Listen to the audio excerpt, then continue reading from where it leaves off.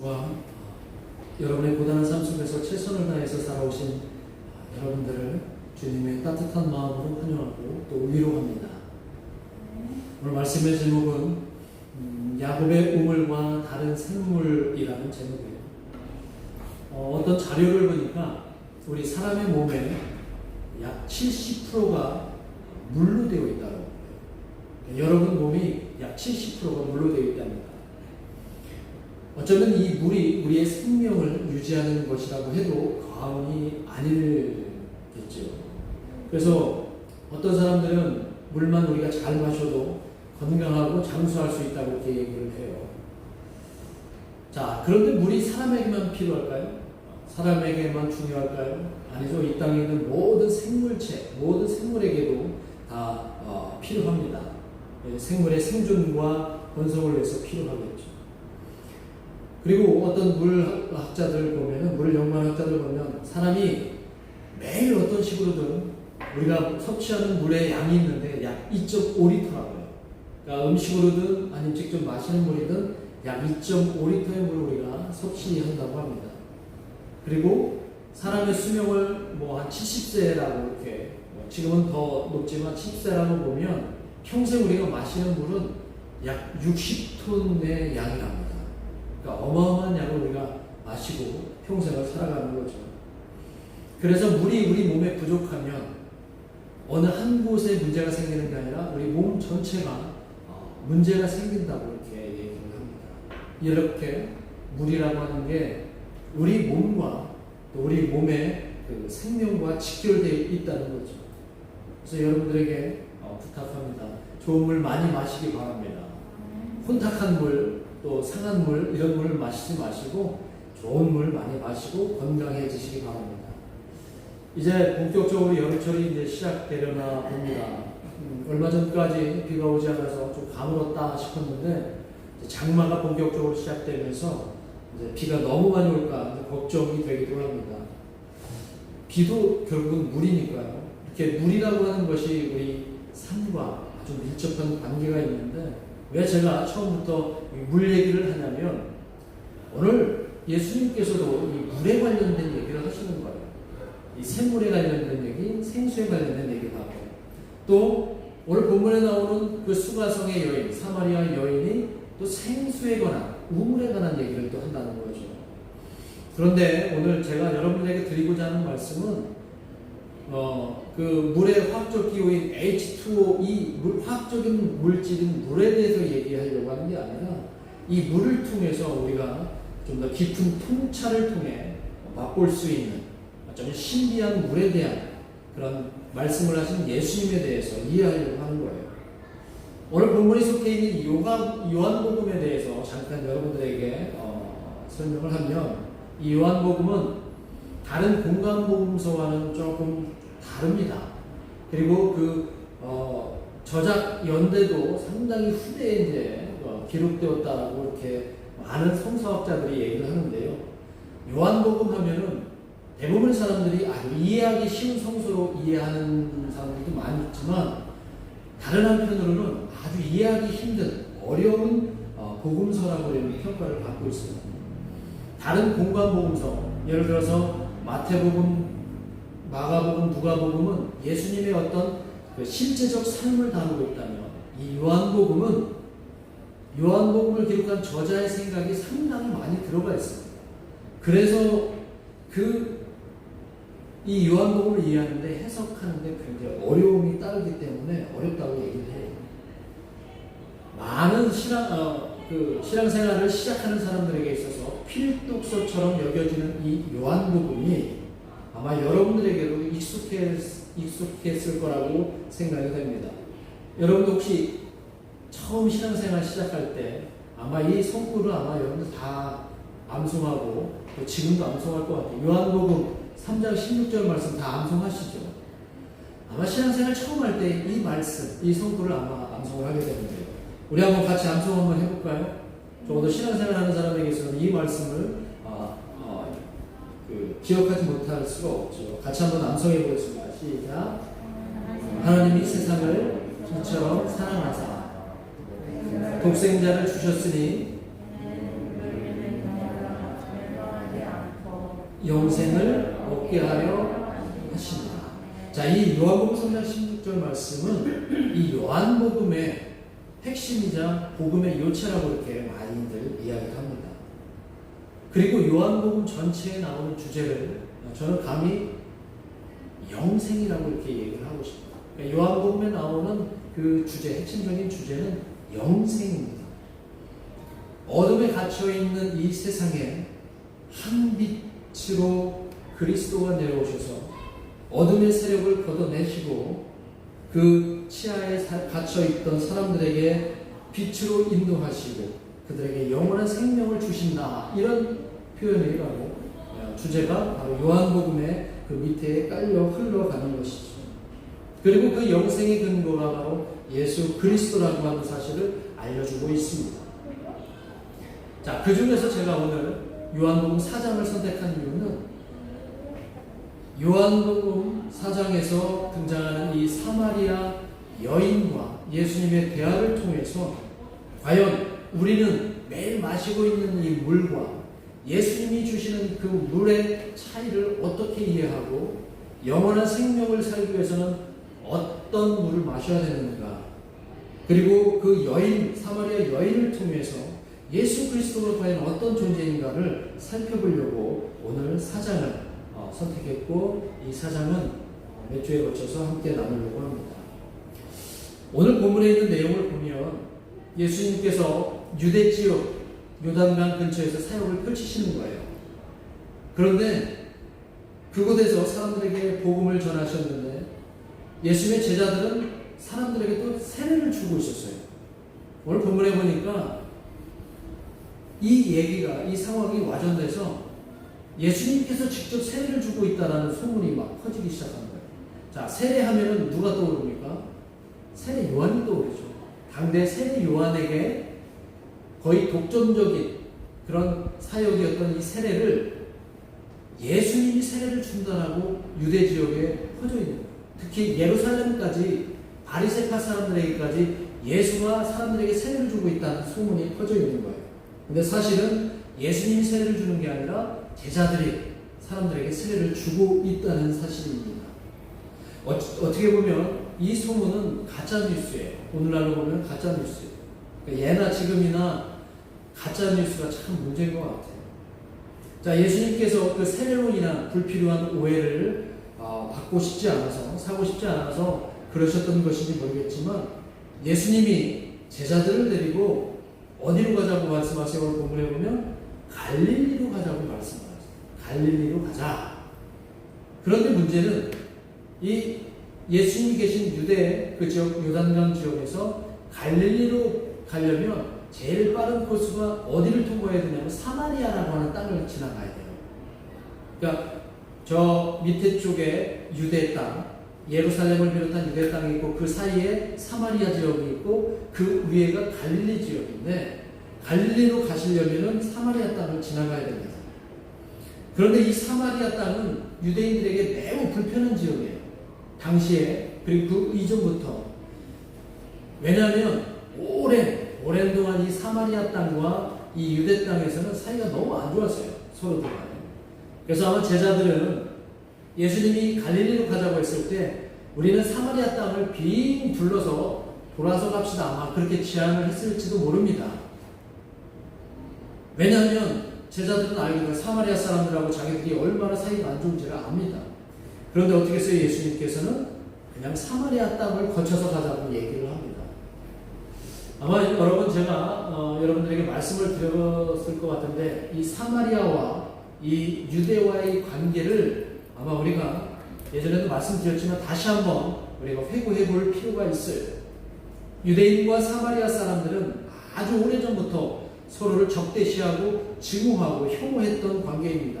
마치 오늘날 요즘 벌어지고 있는 미국에서 벌어지고 있는 백인과 흑인들처럼 사이가 아주 불편한 사이였어요.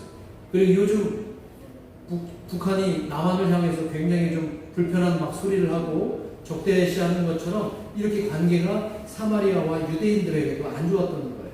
나름대로 그들의 역사적인 배경이 있는데요. 그들의 역사적인 배경을 한번 살펴보려고 하는데요. 솔로몬 왕 이후에 이스라엘은 남북으로 갈라졌습니다. 그리고 북이스라엘이 BC 722년에 아시리아라고 하는 당대 최고의 제국에 의해서 멸망을 당해요.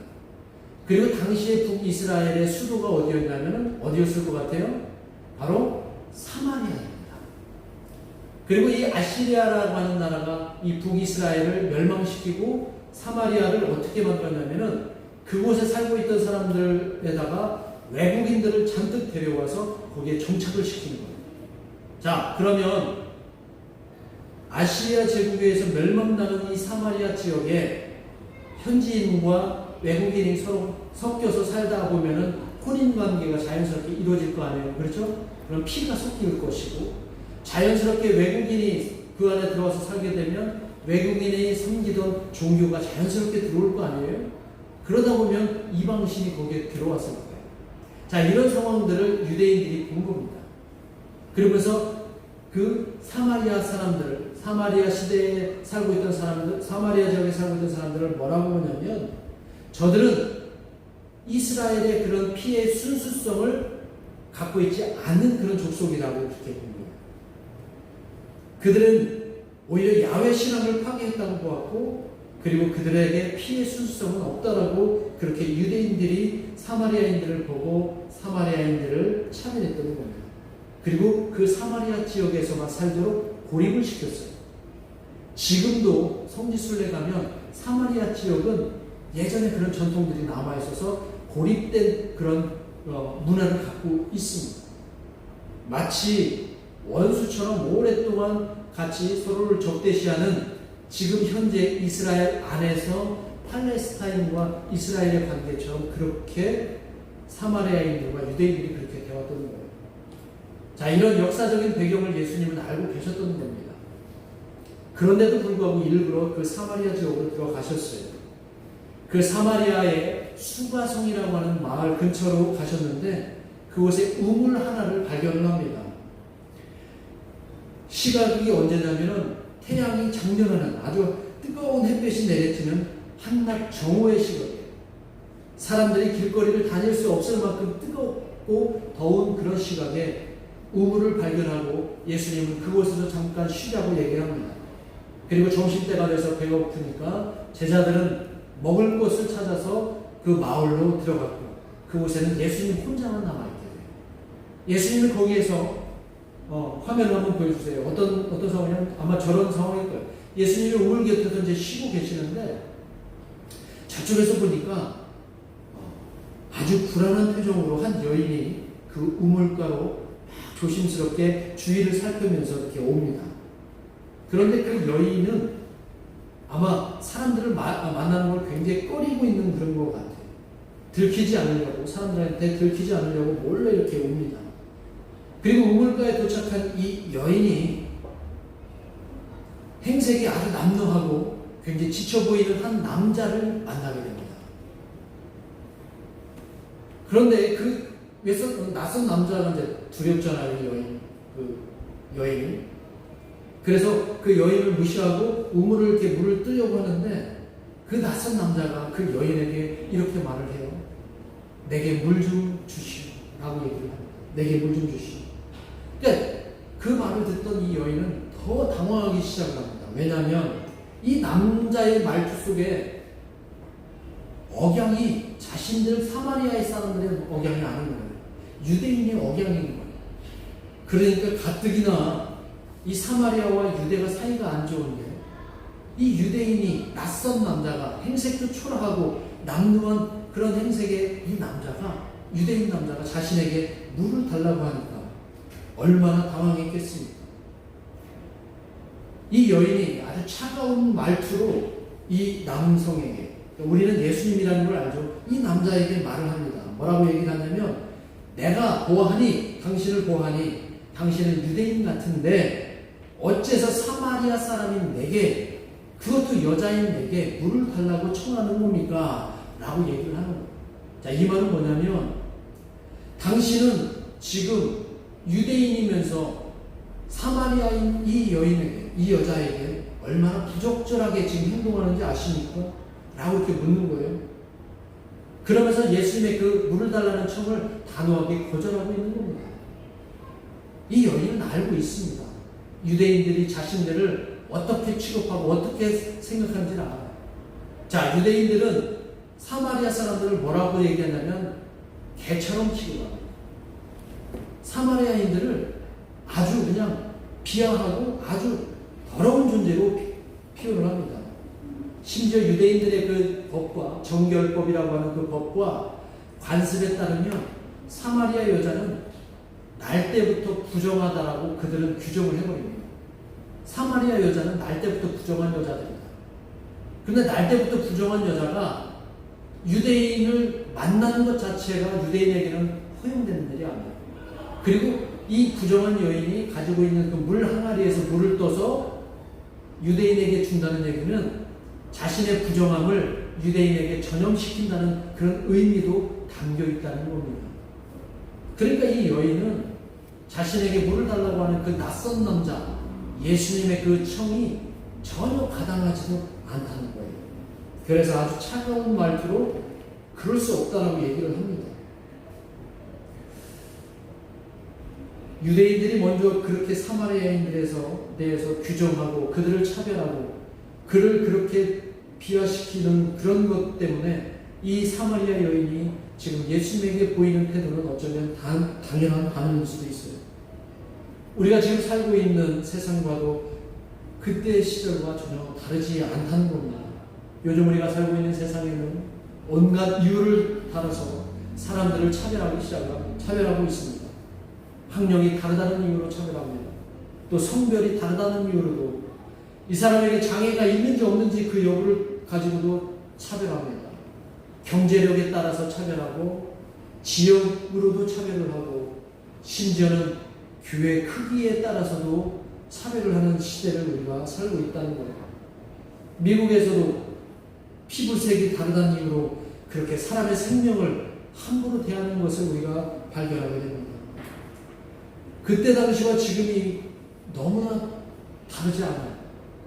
지금 그런 식의 차별을 당하고 있는 이 여인의 입장에서 예수님이 요청하고 있는 이 무모한 그런 상황은 어쩌면 자신에게 굉장히 도발하고 있는 것으로 느꼈을 겁니다. 맞습니다. 지금 예수님은 그 여인에게, 사마리아 여인에게 도발하고 있는 거예요. 예수님의 사역을 살펴보면 예수님은 늘 도발하셨습니다. 왜냐하면 그냥 좋게 말하면 안 되고 상식에 맞지 않는, 그래서 왜곡되고 잘못된 이념과 사상에 갇혀있는 그 사회를 바꾸시기 위해서는 도발을 하셔야 된다는 거예요. 예수님께서는 지금 비록의 오염이 된다 하더라도 기꺼이 그 길로 가시겠다는 겁니다. 예수님은 여러 복음서에서 보면은 예수님이 어떻게 사셨냐면은 죄인들의 친구로 사셨어요. 그거는 유대인들의 입장에서도 그런 도발입니다. 사회적인 도발이에요. 그리고 죄가 있다라고 여김을 받는 병자들의 아픈 곳을 예수님은 직접 만지심으로 예수님과 모든 사람들이 가지고 있는 그 차별의 장벽을 허무셨습니다. 그래서 예수님 앞에서는 어떤 차별도 다 부질없다는 것을 친히 예수님께서는 보여주셨습니다. 자, 이제 본문으로 다시 한번 돌아갑니다. 그 여인이 예수님에게 말씀하셨어요. 아니, 그렇게 고결한 척하는 유대인 나리께서, 당신께서 어떻게 이렇게 천한 사마리아 여자에게 물을 달라고 하느냐라고 비꼬는 말투로 예수님에게 말씀하시자 예수님은 갑자기 그 대화의 방향을 완전히 다른 쪽으로 이끌어 가고 가십니다. 자, 우리 한번 10절 말씀을 같이 한번 읽어볼까요? 10절 말씀. 자, 10절 말씀 다시 읽어보겠습니다. 시작. 예수께서 대답하여 이르시되 내가 만일 하나님의 선물과 또 내게 물을 좀 달라 하는 이가 누구인 줄 알았더라면 내가 그에게 구하였을 것이요 그가 생수를 내게 주었으리라. 자, 이 말씀은 뭐냐면 당신이 하나님의 선물을 알고, 그러니까 여인에게 하는 말이에요. 그대가 하나님의 선물을 알고 또 그대가 물을 달라고 하는 그 사람이 누구인 줄 알았다면 당신은 오히려 그에게 물을 청하였을 것이고 그는 당신에게 생수를 주었을 것입니다 라고 말하고 있다는 거예요. 10절에서. 그러니까 여인은 나는 당신에게 물을 줄 수 없습니다 라고 얘기를 했는데 예수님은 얘기의 방향을 확 틀어서 이제는 본문에 보면은 또 다른 제3인칭을 써서 이야기를 전환하는 거예요. 자, 10절의 말씀을 한번 보세요. 분명히 당신의 이야기를 하고 있으면서 당신이 오히려 그에게라고 하는 말을 써요. 그라고 하는 인칭이 나와요. 그러니까 나에게 요구하면 내가 줄 것이다 이렇게 말하지 않고 예수님은 그에게 나에서 그로 바꾸시는 이 대화법을 사용하시면서 예수님은 이 여인과 논의를 더 깊이 가져가고 계시다는 것을 우리가 깨달아야 합니다. 더 새로운 차원으로 이 여인을 끌어올리시는 것을 우리가 발견할 수가 있어요. 그러니까 이 여인에게 이 10절의 말씀을 하시는 것은 뭐냐면 당신이 보기에 남루하고 아주 초라한 행색의 이 여행자에게 또 갈증에 지쳐있는 나 자신을 주목하지 말라는 거고 나를 주목하지 말고 생명을 주재하시는 그에게 주목하라고 말씀하시는 게 10절에 있는 말씀이라는 거예요. 그러면서 그리스도의 차원으로 이 여인의 시선을 옮겨가는 겁니다. 이래서 요한복음이 우리는 좀 어려워요. 예수님 말씀에 그녀가 또 당황을 합니다. 아니, 자신은 지금 야곱의 우물에서 이 낯선 유대인이 나에게 물을 달라고 할 때 나는 이 야곱의 물을 가지고 지금 얘기를 하고 있는데 야곱의 우물에 담겨있는 그 물을 가지고 얘기하고 있는데 이 낯선 유대인인 예수님께서는 또 다른 물을 말씀하고 계시는 거예요. 그의 물을 말씀하시고 생물을 말씀하고 계신다는 거예요. 그러니까 자기 앞에 있는 이 우물 말고 다른 생수를 말하고 있다니 이게 무슨 말입니까? 자기 자신은 조상 대대로 이 야곱의 우물을 마시고 살아왔는데 자기 앞에 있는 이 낯선 유대인은 다른 생수를 주겠다니 그것도 생수라니 이게 무슨 뚱딴지 같은 소리인가 아마 여인이 이게 무슨 말입니까? 라고 또 이 예수님에게 되묻는 겁니다. 그것이 바로 11절과 12절에 있는 말씀이에요. 한번 11절과 12절 말씀 다시 읽어볼까요? 자, 시작. 여자가 이르되 주여 물기를 그릇도 없고 이 우물은 깊은데 어디서 당신이 그 생수를 얻겠사옵나이까? 우리 조상 야곱이 이 우물을 우리에게 주셨고 또 여기서 자기와 자기 아들들과 짐승이 다 마셨는데 당신이 야곱보다 더 크니까 라고 얘기합니다. 그러자 예수님이 다시 그녀에게 대답을 합니다. 그것이 13절과 14절의 말씀입니다. 자, 같이 13절, 14절 말씀 큰 소리로 읽겠습니다. 시작. 예수께서 대답하여 이르시되 이 물을 마시는 자마다 다시 목마르려니와 내가 주는 물을 마시는 자는 영원히 목마르지 아니하리니 내가 주는 물은 그 속에서 영생하도록 솟아나는 샘물이 되리라 라고 말씀하십니다. 자, 이게 무슨 뜻입니까? 여인이 말하는 물과 예수님이 말씀하시는 이 물이 어떻다는 겁니까? 서로 다르다는 말씀을 지금 하고 계시는 거예요. 자, 그것까지 우리가 알겠어요. 그렇죠? 달라요. 여인이 말하는 물과 예수님이 말씀하시는 물이 서로 다릅니다. 그러면 대체 뭐가 어떻게 다른 걸까요? 예수님은 13절 말씀에서 이렇게 말씀하시죠. 여인이 말하는 그 물은 마셔도 곧 어떻게 된다는 거예요? 계속 갈증을 일으킨다라고 하는 말씀을 하시고 예수님이 말씀하시는 그 물, 그 다른 물은 일단 먹으면 어떻게 된다는 겁니까? 갈증이 생기지 않는다는 말씀을 하시는 거예요. 여러분도 물을 마셔보면 알겠지만 저도 지금 목이 막 마른데 갈증이 나는데 자, 제가 이렇게 물을 마셨어요. 그렇죠? 한 1시간 후에 제가 목이 마를까요? 안 마를까요? 당연히 마르겠죠. 그죠? 자, 이 여인이 말하는 그 물은 지금 제가 마신 이 물과 같다라고 하는 것이고 곧 갈증이 생기지만 그렇다고 해서 이 물이 우리에게 필요 있어요? 없어요? 필요합니다. 매우 중요합니다. 아마 우리는 죽을 때까지 이 물을 마십니다. 그러나 이 물은 계속해서 갈증을 우리에게 유발시킨다는 거죠. 그런데 예수님께서는 그 여인이 지금 말하고 있는 그 물을 부정하는 건 아니에요. 부정한다는 말은 없어요. 당신이 말하는 그 물도 중요한 건 압니다. 그 물을 마셔야 갈증을 해소할 수 있다는 것도 압니다. 그러니까 이 땡볕에 사람들의 눈을 피해서 이 야곱의 우물까지 당신이 한낮에 물을 길러온 거 아니겠습니까? 라고 인정을 하는 거예요. 그러면서도 예수님이 뭐라고 얘기하냐면요, 이 물을 계속해서 마셔야 되는 여러분의 그대의 수고로움은 여러분을 너무나 힘들게 할 거라는 거예요. 너무나 고통 속에 빠뜨릴 수도 있다는 거예요. 다른 사람들의 시선을 피해서 어쩌면 그 야곱의 우물가로 달려와서 그 물을 길어야 되는 상황까지 여러분들은 만날 수 있다는 거예요.